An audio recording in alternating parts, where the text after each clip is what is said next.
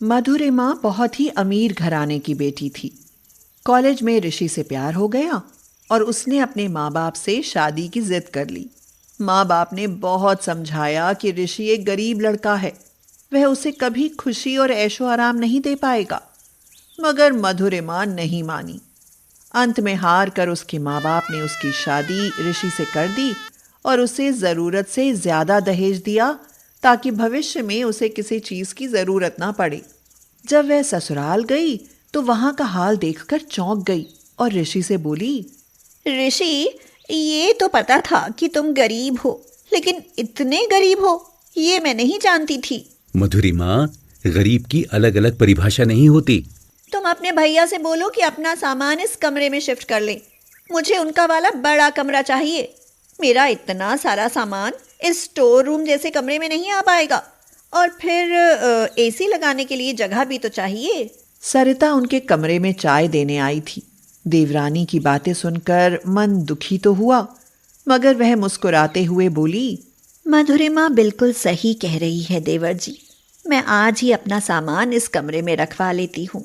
सरिता की 13 साल की बेटी आयुषी बोली, माँ, चाची हमारे कमरे में अपना सामान क्यों रख रही है? बेटी, जानती हो तुम्हारी चाची दहेज में एसी लेकर आई हैं। भला वह इस छोटे से कमरे में कहाँ लग पाएगा? इसीलिए तुम्हारी चाची आज से हमारे कमरे में रहेंगी। आयुषी के साथ उसके छोटे भाई बहन राशि और चिंटू बोले, माँ, फिर तो हम भी चाची के कमरे में एसी में सोया करेंगे। सरिता के पास उनकी इस बात का कोई जवाब नहीं था। एक दिन सरिता के पति अजीत का फैक्ट्री में पैर से काम करते समय मशीन से पैर कट गया। उन पर तो जैसे मुसीबतों का पहाड़ टूट पड़ा। एक तो वैसे ही पैसों की बहुत तंगी थी, ऊपर से अजीत का पैर कट जाने से सरिता की जिंदगी में तूफान आ गया। भाभी, आप इतनी चिंता क्यों करती हो? मैं हूं ना। मेरे होते हुए आपको चिंता करने की कोई जरूरत नहीं है। देवर जी, तुम लोग ही तो मेरी हिम्मत हो। मधुरिमा ऋषि के कमरे में आते ही उस पर बरस पड़ी और बोली, ये भाभी से क्या कह रहे थे आप? अपने खर्चे क्या कम है? पैर भैया का कटा है, भाभी का नहीं। उन्हें कोई काम ढूंढ लेना चाहिए। तुम ये क्या कह रही हो मधुरिमा? मेरे परिवार पर मुसीबतों का पहाड़ टूट पड़ा है और तुम्हें अपने खर्चों की पड़ी है। अच्छा, वो लोग तुम्हारा परिवार हैं और मैं कुछ नहीं। ठीक है, मैं ही चली जाती हूँ यहाँ से। हाँ। ऋषि ने बड़ी मुश्किल से मधुरिमा को जाने से रोका। अगले दिन सरिता ने कहा, मधुरिमा, रसोई में आटा नहीं है, जरा देवर जी से कह दो आटा ला दें। भाभी, अभी इनकी सैलरी नहीं मिली है और आजकल तो खुद ही पैसे के लिए बहुत परेशान हैं वो। वैसे इनकी कमाई पर घर कब तक चलेगा? आपको भी तो कुछ सोचना चाहिए ना। ये सुनते ही सरिता के पैरों से जमीन खिसक गई। वह बिना कुछ कहे चुपचाप अपने कमरे में आ गई। घर में कुछ पैसे जमा करके रखे हुए थे। सरिता उन्हीं से आटा खरीद लाई और अपने बच्चों को रोटी बनाकर खिला दी। माँ, हमारा पंखा खराब हो गया है, कमरे में बहुत गर्मी है। हम चाची के कमरे में जा रहे हैं, वहाँ बहुत ठंडा है, ऐसा लग रहा है जैसे बर्फ पड़ने वाली हो। आयुषी अपने भाई बहन के साथ जाकर मधुरिमा के पलंग पर लेट गई। उन्हें अपने पलंग पर लेटे हुए देखकर मधुरिमा चिल्लाई, तुम्हारी हिम्मत कैसे हुई मेरे पलंग पर लेटने की? तुमने यहाँ लेटने से पहले मुझसे पूछना भी जरूरी नहीं समझा। चाची, हमारा पंखा खराब हो गया, इसलिए हम एसी में लेटने के लिए आ गए। कभी सपने में भी देखा है एसी? आए बड़े एसी में लेटने वाले, अपने माँ बाप से क्यों नहीं लगवा लेते एसी? चलो भागो यहाँ से। ये सुनकर बच्चे सहम गए और वहां से चुपचाप अपने कमरे में आ गए। माँ, आप भी हमें एसी लाकर दो ना। चाची कहती हैं कि अपने माँ बाप से एसी क्यों नहीं लगवा लेते। ये सुनकर सरिता चिंता में पड़ गई। अजीत ने कहा, लगता है बहू को अपनी अमीरी का कुछ ज्यादा ही घमंड है। ऋषि से बात करनी पड़ेगी। भला वो मासूम बच्चों से ऐसे कैसे बात कर सकती है? नहीं, कुछ कहने की जरूरत नहीं है। देवर जी को पता चला तो उस पर नाराज होंगे। वो जैसी भी है ठीक है, एसी उसे उसके मायके से मिला है। बच्चों को वहां नहीं जाना चाहिए था। लगता है अब मुझे कोई काम ढूंढना ही पड़ेगा। एक रात सब सोए हुए थे, मगर बच्चों को गर्मी के मारे नींद नहीं आ रही थी। आयुषी ने कहा, राशि, हम चाची के कमरे में तो नहीं जा सकते, लेकिन पता है, मैंने देखा उनके दरवाजे के नीचे से बहुत ठंडी ठंडी हवा आती है। चलो हम तीनों वहीं चलकर सो जाते हैं। वो तीनों बच्चे जाकर उनके दरवाजे के पास नीचे फर्श पर ही लेट गए। वहां से ठंडी हवा आने के कारण उन्हें नींद आ गई। सुबह ऋषि ने जब दरवाजा खोला तो बच्चों को दरवाजे के पास सोते हुए देखा। अरे ये सब यहाँ क्यों सोए हैं? इससे अच्छा तो कमरे में ही आ जाते। मैं इन्हें उठाकर अंदर सुला देता हूँ। ऋषि, ये क्या कर रहे हो? मेरा बिस्तर गंदा हो जाएगा। बड़े ढीठ बच्चे हैं, कल ही तो इन्हें भगाया था। तुम्हारी इतनी हिम्मत कि तुमने इन्हें कमरे से भगाया? अगर ऐसी गलती दोबारा की तो अच्छा नहीं होगा। शोर शराबा सुनकर सरिता वहां आ गई। वह बोली, देवर जी, नाराज होने की जरूरत नहीं है। वो रात को बहुत गर्मी थी और हमारा पंखा भी खराब हो गया। शायद बच्चे इसीलिए यहाँ एसी की वजह से आकर सो गए होंगे। सरिता उन्हें उठाकर ले गई और वो दोनों लड़ते हुए रह गए।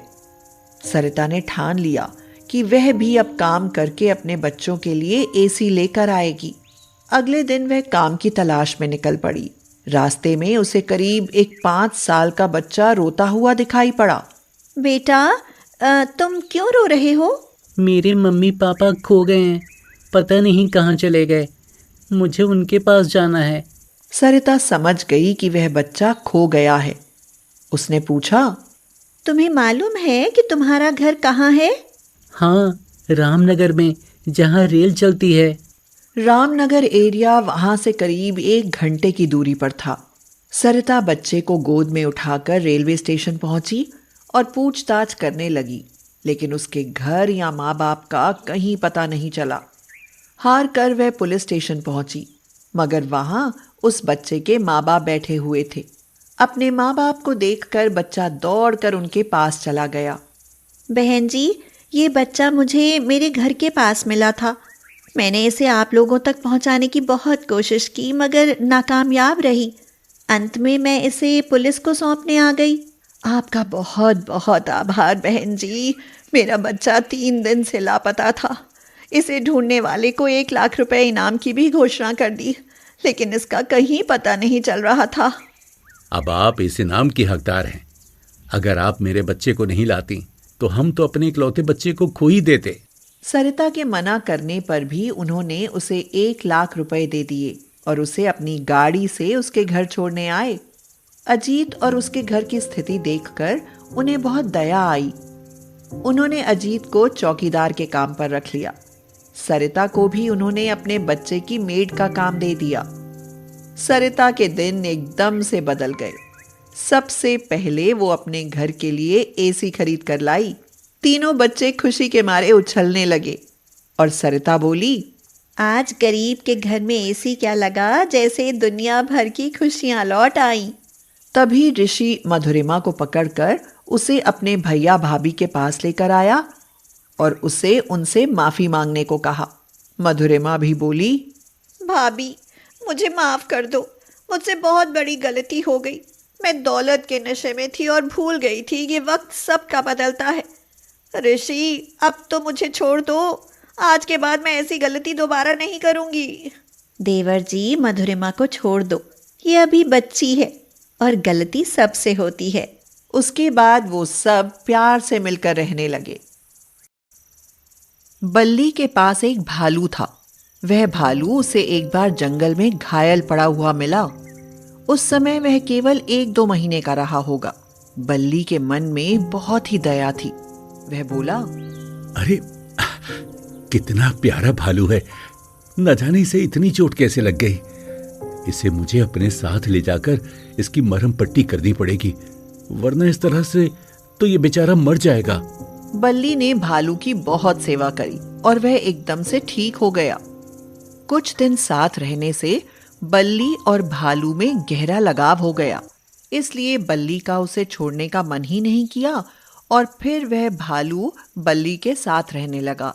भालू का नाम उसकी बेटी प्रीता ने झुमरू रखा। बल्ली की एक बेटी थी प्रीता, वह भी झुमरू का बहुत ख्याल रखती। एक बार बल्ली को लकवा मार गया और उसने बिस्तर पकड़ लिया। प्रीता परेशान होकर बोली, पिताजी अब क्या होगा? आप अगर इस तरह बीमार रहेंगे तो मेरा और झुमरू का क्या होगा? बेटी की बात सुनकर बल्ली की आंखों से आंसू निकल पड़े। कहते हैं जानवर इंसान से ज्यादा वफादार होता है। झुमरू बोल तो नहीं सकता था, लेकिन अपने जीवन दाता को इस हाल में देखकर बहुत दुखी था। प्रीता अपनी माँ की तस्वीर के सामने खड़ी होकर बोली, माँ, अगर आप जिंदा होती तो पिताजी का ख्याल रखती। अब ना आप हो और ना ही पिताजी ठीक है। फिर मैं अकेली क्या करूं? कुछ समझ नहीं आता माँ। उसकी बात सुनकर झुमरू ने उसके कंधे पर हाथ रखा। प्रीता समझ गई कि वह कह रहा है कि वह हमेशा उसके साथ है। 1 महीना गुजर गया। घर में खाने के लिए कुछ नहीं बचा। बल्ली का इलाज कराने के लिए भी पैसे नहीं बचे। प्रीता ने देखा कि झुमरू के खाने के लिए भी अब घर में कुछ नहीं है। वह खामोश आंखों से उसकी तरफ देख रहा है। वह भी बहुत भूखा है। प्रीता ने उसके सिर पर हाथ फेरते हुए कहा, झुमरू, तू उदास मत हो। मैं कहीं कोई काम ढूंढती हूँ। मैं तुम्हें भूखा नहीं रहने दूंगी। सबका पेट पालने लायक तो मैं कुछ काम कर ही लूंगी। प्रीता जैसे ही घर से बाहर निकलने लगी, झुमरू ने उसका कुर्ता पकड़कर अंदर खींच लिया और वह खुद वहां से बाहर गया और कुछ दूरी पर जाकर ठुमक ठुमक कर नाचने लगा। प्रीता उसके पीछे पीछे आई और बोली, ये क्या कर रहे हो झुमरू? ऐसे क्यों नाच रहे हो? चलो चलो घर चलो। लगता है पिताजी की बीमारी ने तुम्हें पागल कर दिया है। झुमरू का नाच देखकर वहां आते जाते बहुत सारे लोग जमा हो गए और नाच देखकर सब लोग उसके पास खड़ी हुई प्रीता को पैसे देने लगे। इसी तरह प्रीता के पास बहुत सारे पैसे इकट्ठे हो गए। जब झुमरू ने नाचना बंद कर दिया तो सब लोग वहां से चले गए। प्रीता ने झुमरू को गले लगाते हुए कहा, तुम कितने अच्छे हो झुमरू। तुमने मुझे काम करने से रोक दिया और खुद नाचने लगे। लेकिन देखो, हमारे पास कितने पैसे जमा हो गए हैं। अब हम में से कोई भूखा नहीं रहेगा और हम लोग ना पिताजी का इलाज भी अच्छे से कराएंगे। हाँ, चलो झुमरू, आज चाउमीन खाते हैं। तुम्हें भी बहुत पसंद है ना? झुमरू ने हाँ में गर्दन हिला दी। प्रीता के पड़ोस में ही एक लड़का चाउमीन बेचता था। जब भी उसकी चाउमीन बच जाती थी, वह झुमरू के सामने डाल जाता और झुमरू उसे बड़े चाव से खाता। लेकिन अब उस चाउमीन वाले ने अपना ठेला लगाना बंद कर दिया, इसीलिए उन्होंने बहुत समय से चाउमीन नहीं खाई। इसीलिए आज झुमरू और प्रीता चाउमीन खाने निकल पड़े। उन पैसों से प्रीता ने बल्ली के लिए थोड़ा सा खाने का सामान भी खरीदा। प्रीता, ये सब कहां से ले आई? पैसे कहां से आए तुम्हारे पास? पिताजी, जानते हो, आज ना झुमरू ने कॉलोनी में जाकर नाच दिखाया। वहीं से खूब सारे पैसे मिले। हाँ, आज हम दोनों ने चाउमीन भी खाई। अब झुमरू रोज नाच दिखाने जाया करेगा। मैं भी उसके साथ जाऊंगी और उन पैसों से आपका इलाज कराऊंगी। बेटी, मैं कितना बदकिस्मत हूँ। मेरी वजह से तुम लोगों को कितना कष्ट झेलना पड़ रहा है। 17 साल की उम्र में ही भगवान ने तुम्हें कितना दुख दे दिया। प्रीता, झुमरू का ख्याल रखना। ये जानवर ऐसा नहीं है कि इसे सब प्यार करें। बहुत से लोग भालू देखकर डर भी जाते हैं, कहीं कोई डर के मारे इसे नुकसान न पहुंचा दे। नहीं पिताजी, मैं झुमरू को कुछ नहीं होने दूंगी। अब झुमरू और प्रीता रोज बाहर निकल जाते और जगह जगह नाच दिखाकर पैसे लेते। प्रीता झुमरू से बोली, झुमरू, ये जो हम रोज चाउमीन खरीद कर खाते हैं, इसमें तुम्हारा जरा भी पेट नहीं भरता। मैं सोच रही हूँ कि अब मैं चाउमीन घर में ही बनाऊं। फिर मैं, तुम और पिताजी तीनों भर पेट चाउमीन खाया करेंगे। ये सुनकर झुमरू ने प्रीता को ठुमक कर दिखा दिया। प्रीता उसे गले लगाती हुई बोली, मेरे मोटू से झुमरू, तुम कितनी जल्दी सारी बातें समझ जाते हो। अब प्रीता के घर की स्थिति ठीक होने लगी थी। थोड़ा बल्ली की तबीयत में भी सुधार आने लगा। लेकिन एक दिन झुमरू बीमार पड़ गया। वह कई दिनों तक ऐसे ही पड़ा रहा। उसने खाना पीना सब छोड़ दिया। वह जरा भी खड़ा नहीं हो पा रहा था। प्रीता डॉक्टर को बुलाकर लाई, मगर डॉक्टर भी कुछ नहीं कर सका। और एक दिन झुमरू उन्हें छोड़कर भगवान के पास चला गया। ऐसा नहीं लगता जैसे कोई जानवर मरा हो, बल्कि मुझे तो ऐसा लगता है जैसे मेरा बेटा ही छोड़कर चला गया हो। पिताजी, मैं कैसे रहूंगी झुमरू के बिना? मैं तो उसे एक पल के लिए भी नहीं भूल पाऊंगी। वो हमारे जीवन का सहारा था पिताजी, हमारा सहारा छूट गया। ये कहकर प्रीता और बल्ली फूट फूट कर रोने लगे। कई दिन बीत गए। झुमरू के दुख में घर में चूल्हा नहीं जला। बल्ली की तबीयत फिर से खराब होने लगी। बल्ली की स्थिति देखते हुए प्रीता ने खुद को संभाला और खाना बनाकर बल्ली को खिलाया और बोली, पिताजी, अगर हम इसी तरह झुमरू के शोक में डूबे रहेंगे तो खुद भी बीमार पड़ जाएंगे, फिर हमें कौन देखेगा? इसीलिए इस दुख से बाहर निकलो। झुमरू को हम कभी भूल तो नहीं पाएंगे, लेकिन उसकी याद को हिम्मत बनाकर अच्छी जिंदगी जीने की कोशिश करेंगे। प्रीता ने बल्ली को तो दिलासा दे दिया, लेकिन वह खुद झुमरू की मौत से अंदर तक टूट चुकी थी। ऊपर से अब घर चलाने की चिंता। अब तक तो झुमरू के नाच से पैसे मिल जाते थे, लेकिन अब उससे ही कुछ करना पड़ेगा। लेकिन आखिर वह करेगी क्या, यही चिंता उसे खाए जा रही थी। तभी उसकी नजर चाउमीन के उस सामान पर गई जो वह बनाने वाली थी। उसे देखकर उसको झुमरू की याद आ गई और उसकी आंखें भर आईं। प्रीता ने सोचा, अब इतनी चाउमीन का मैं क्या करूंगी? खराब होने से अच्छा है इसे बनाकर पड़ोस में बांट दूं। लेकिन मेरे पास तो इतनी बड़ी कढ़ाई भी नहीं है। अरे हाँ, एक बड़ी सी प्लेट पड़ी है, उसका तवा बनाकर उस पर ही बना लेती हूँ। हाँ। प्रीता ने तवे पर चाउमीन बनाई और कहने लगी, पिताजी, खाकर बनाना कि चाउमीन कैसी बनी है? आज झुमरू जिंदा होता तो चाउमीन खाकर वह ठुमकने लगता। बल्लू चाउमीन खाकर बोला, बेटी, चाउमीन तो बहुत अच्छी बनाई है तुमने। सच में चाउमीन वाले से भी बढ़िया बनी है। पिताजी, पहले तो सोचा था कि पड़ोस में बांट दूं, खराब हो जाएगी। लेकिन अब सोच रही हूँ कि बांटने से मुझे क्या मिलेगा? इससे अच्छा तो मैं चाउमीन वाले के ठेले की जगह अपना सामान रखकर इसे बेचना शुरू कर दूं। वैसे भी अब वह जगह खाली है। क्या तुम कर पाओगी प्रीता? हाँ पिताजी, जीवन व्यापन के लिए कुछ तो काम करना ही पड़ेगा ना। अगर आप ठीक होते तो शायद मुझे कुछ करने की जरूरत ही नहीं पड़ती। प्रीता ने एक ठेला लिया और वहां तवा चाउमीन बनाकर बेचनी शुरू कर दी। एक ग्राहक ने पूछा, अरे ये कैसी चाउमीन है? भैया, ये तवा चाउमीन है।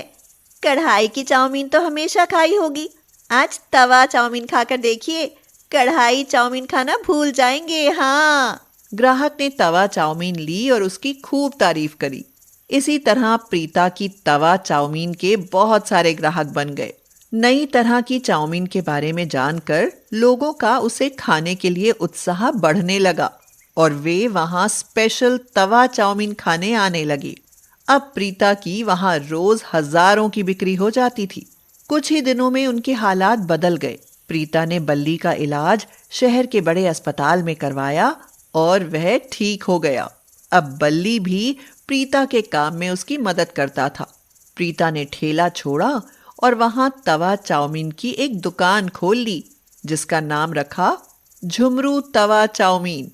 प्रीति के संघर्ष से उनकी गरीबी के दिन दूर हुए और तवा चाउमीन मशहूर हो गई।